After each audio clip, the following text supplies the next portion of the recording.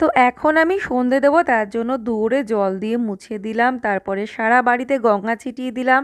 এবারে ঠাকুরের সামনে ধূপ দ্বীপ আরতি করে প্রদীপটা আমি রেখে দেবো তুলসী তলায়, আর ঠাকুরের সামনে একটা প্রদীপ তো জ্বলবেই।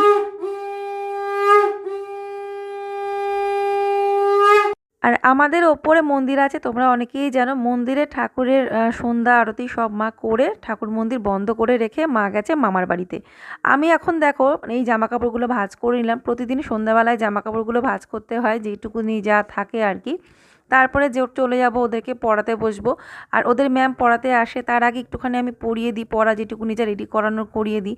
এখন যেমন ওদের ম্যাম পড়াতে চলে এসেছে, এখন সন্ধ্যে 7টা বেজে গেছে। তো আমি খাবার জল ভরে নিলাম, তারপরে চা করলাম। এখন ওদের ম্যামকে চা দেবো, সাথে আমিও একটু চা খেয়ে নেব। তো চলো বন্ধুরা, আজকে মিনি ব্লগটা ভালো লাগলে অবশ্যই লাইক করো, আর বড় ভিডিও দেখার জন্য অবশ্যই চ্যানেলটি সাবস্ক্রাইব করো। Bye bye, Radhe Radhe.